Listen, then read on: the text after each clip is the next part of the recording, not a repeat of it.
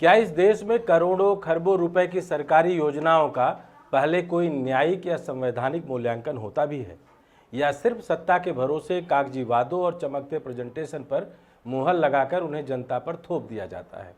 आधार जैसी परियोजनाएं इसका सबसे बड़ा उदाहरण है। घोषणा के वक्त इन्हें भविष्य बदलने वाला चमत्कार बताया जाता है, लेकिन सालों बाद जब अदालत की कसौटी पर तोला जाता है तो सच सामने आता है कि ना ये वैसा कानूनी बल रखती है, ना वो तकनीकी क्षमता जिसका दावा किया गया था।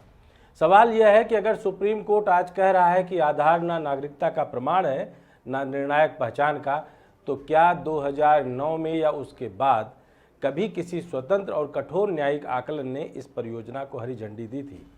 या फिर यह भी बाकी सरकारी कामों की तरह पहले खर्च करो बाद में देखेंगे वाले रवैये का ही शिकार था? नमस्कार, मैं डॉक्टर विजय शुक्ल। कभी इस देश को सपना दिखाया गया था कि अब पहचान का झंझट खत्म, एक ही कार्ड से सारे काम करेंगे। वन नेशन वन आईडी के नारे में वही मोहब्बत थी जो बिजली, पानी और सड़क हर घर तक पहुंचाने के वादों में होती है। और वन इलेक्शन जैसे अभी वन नेशन वन इलेक्शन की पूरी गांव-गांव चल रही एनजीओ की बंदरबाट और उसके नाम पर किए जा रहे फंड के जरिए की जा रही है। यह सब सुनने में आसान लेकिन करने में नामुमकिन लगता है। और अब बिहार के सर मामले में सुप्रीम कोर्ट का फैसला सुनकर तो यह साफ हो गया कि उस सपने का कफन खुद उसी ने ओढ़ लिया जिसने उसे पाला था।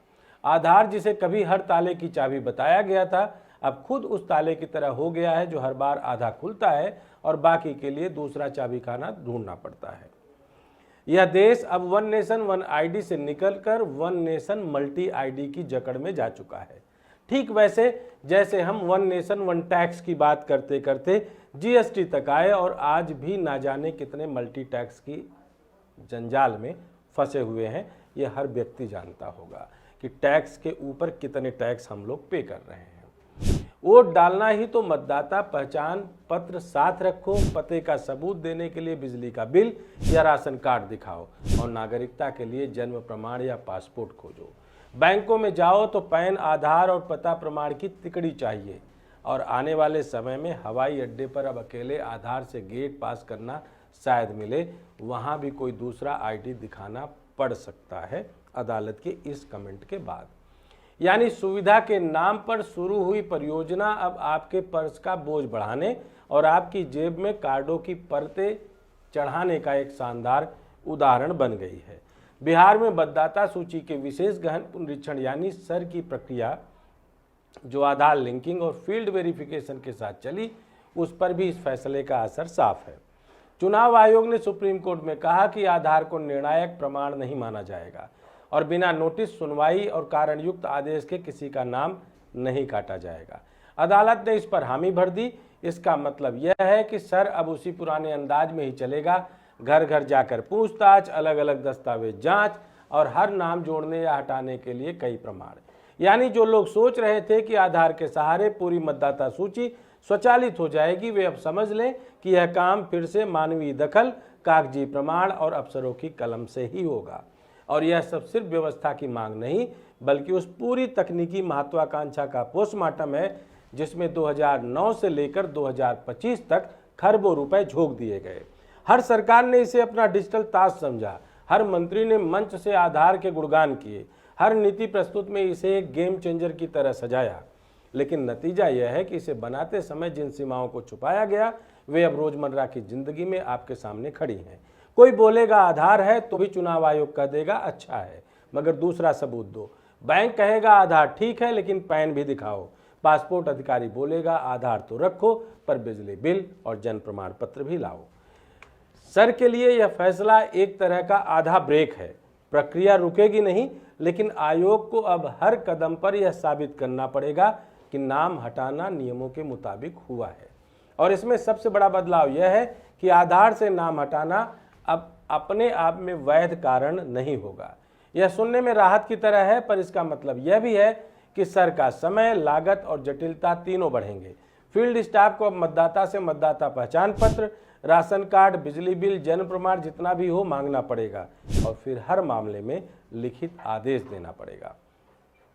यह वही देश है जहां डिजिटल इंडिया और ई गवर्नेंस के झंडे लहराए गए, मगर आधार के सहारे बनाई गई पहचान प्रणाली अदालत के एक वाक्य से ही कमजोर पड़ गई। सुप्रीम कोर्ट ने पहले ही साफ कर दिया था कि आधार न नागरिकता का प्रमाण है, न निर्णायक पहचान का। अब सवाल यह उठता है कि अलग अलग ऐप पर, मोबाइल पर और बैंकिंग सिस्टम से जोड़े हुए यह आधार क्या अब हमें दोबारा केवाईसी के जरिए अपने होने का नया कागजी आधार देने के लिए मजबूर करेगा? अब सर के केस में तो यह और स्पष्ट हो गया कि वोटिंग जैसे संवैधानिक अधिकार के लिए इसका इस्तेमाल भी सीमित है।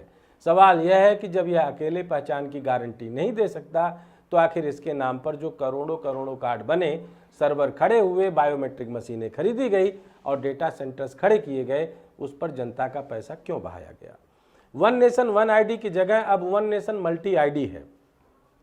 और यह मल्टी आईडी सिर्फ पहचान का मामला नहीं, यह जनता की जेब, समय और भरोसे की लूट है।